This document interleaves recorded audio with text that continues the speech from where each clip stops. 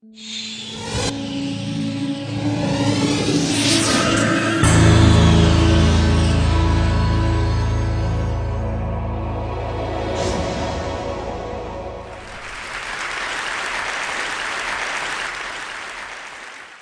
morning. How are you? It's been great, hasn't it? I've been blown away by the whole thing. In fact, I'm leaving.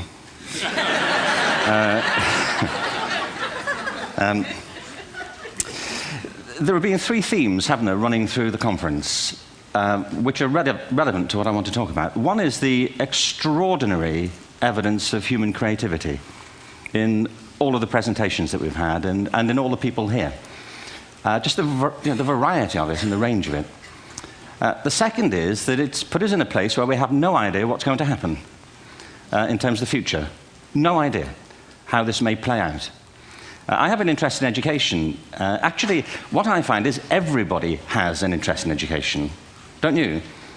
I find this very interesting. If you're at a dinner party and you say you work in education, actually, you're not often at dinner parties, frankly, if you work in education, you're not asked, you know, and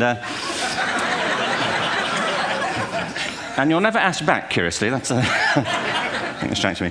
But if you are, and you say to somebody, they say, what do you do? And you say, you work in education, you can see the blood run from their face. They think, oh my God, you know, why me? It's my one night out all week. But if you ask people about their education, they pin you to the wall. Because it's one of those things that goes deep with people. Am I right? Like religion and money and other things. So I have a big interest in education, and I think we all do. We have a huge vested interest in it, partly because it's education that's meant to take us into this future that we can't grasp.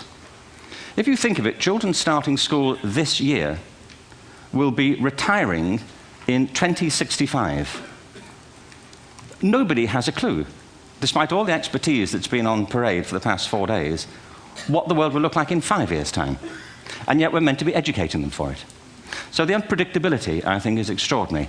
And the third part of this is that we've all agreed, nonetheless, on the really extraordinary capacities that children have, their capacities for innovation. I mean, Serena last night was a marvel, wasn't she? Just seeing what she could do.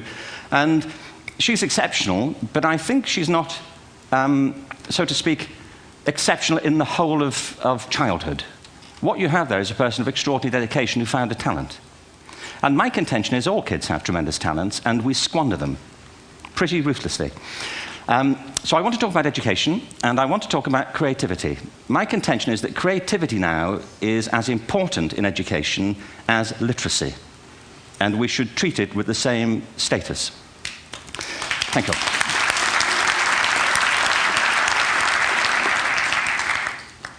That was it, by the way. Thank you very much.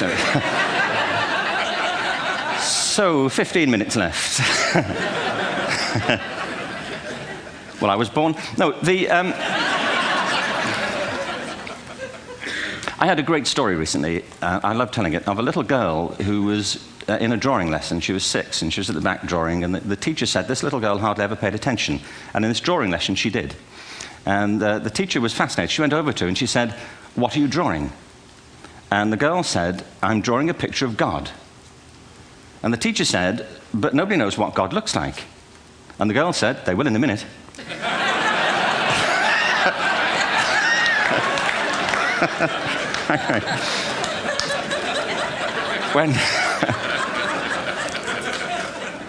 When my son was 4 in England, actually he was 4 everywhere, to be honest. I mean, if we're being strict about it, wherever he went, he was 4 that year. But he was in the Nativity play. Do you remember the story? No, it was big. It was a big story. Mel Gibson did the sequel. You may have seen it. I don't know. It was Nativity 2. But James got the part of Joseph, which we were thrilled about. We consider this to be one of the lead parts. We had the place crammed full of agents and T-shirts, you know. James Robinson is Joseph. He didn't have to speak, but do you know the bit where the 3 kings come in? They come in bearing gifts, and they bring gold, frankincense, and myrrh. This really happened. We're sitting there, and they, I think, just went out of sequence. Because we talked to the little boy afterwards and said, you know, are you okay with that? And they said, yeah, why was that wrong? They just switched, I think that was it. Anyway, the three boys came in, little 4-year-olds with tea towels on their heads, and they put these boxes down. The first boy said, "I bring you gold." And the second boy said, "I bring you mare." And the third boy said, "Frank sent this."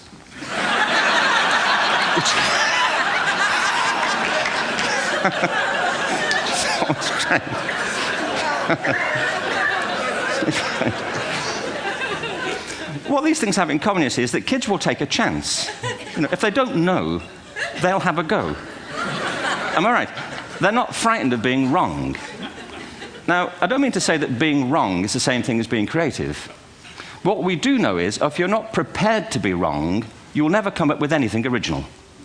If you're not prepared to be wrong. And by the time they get to be adults, most kids have lost that capacity. They have become frightened of being wrong. And we run our companies this, by the way. We stigmatize mistakes. And we're now running national education systems where mistakes are the worst thing you can make. And the result is that we are educating people out of their creative capacities. Picasso once said this. He said that all children are born artists. The problem is to remain an artist as we grow up. I believe this passionately, that we don't grow into creativity, we grow out of it. Or rather, we get educated out of it. So why is this?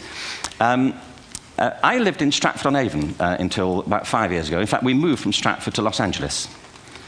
So you can imagine what a seamless transition this was from LA. Actually, we lived in a place called Snitterfield, just outside Stratford, which is where Shakespeare's father was born.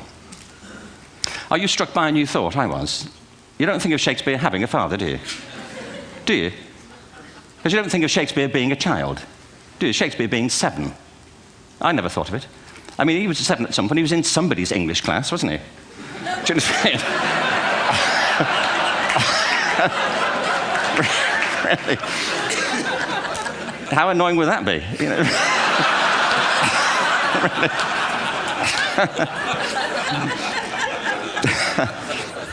Must try harder.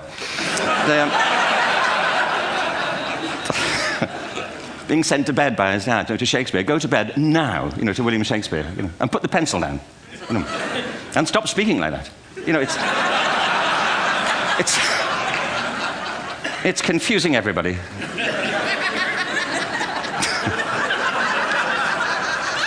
Anyway, we moved from Stratford to Los Angeles, and I just want to say a word about the transition. Actually, my son didn't want to come. I've got 2 kids. He's 21 now, and my daughter's 16. He didn't want to come to Los Angeles. He loved it, but he had a girlfriend in England. This was the love of his life, Sarah. He'd known her for a month. Mind you, they'd had their 4th anniversary, because it's a long time when you're 16. Anyway, he was really upset on the plane. He said, "I'll never find another girl like Sarah." And we were rather pleased about that, frankly, because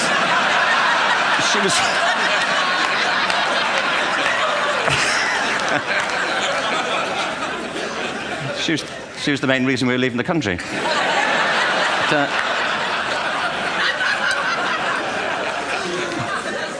But something strikes you when you move to America and when you travel around the world. Every education system on Earth has the same hierarchy of subjects.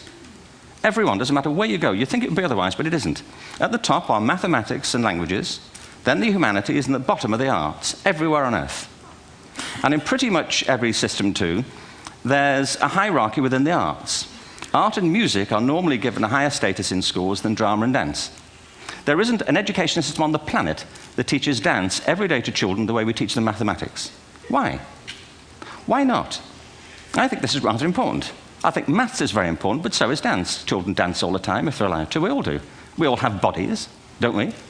Did I miss a meeting? I think... Truthfully, what happens is, as children grow up, we start to educate them progressively from the waist up. And then we focus on their heads, and slightly to one side. If you were to visit education as an alien and say, what's it for, public education, I think you'd have to conclude, if you look at the output, who really succeeds by this? Who does everything they should? Who gets all the brownie points? Who are the winners? I think you'd have to conclude the whole purpose of public education throughout the world is to produce university professors. Isn't it? They're the people who come out the top. And I used to be one. So there. But And I like university professors, but, you know, we shouldn't hold them up as the high watermark of all human achievement. They're just a form of life. You know, another form of life. But they're rather curious, and I say this out of affection for them. There's something curious about professors. In my experience, not all of them, but typically, they live in their heads.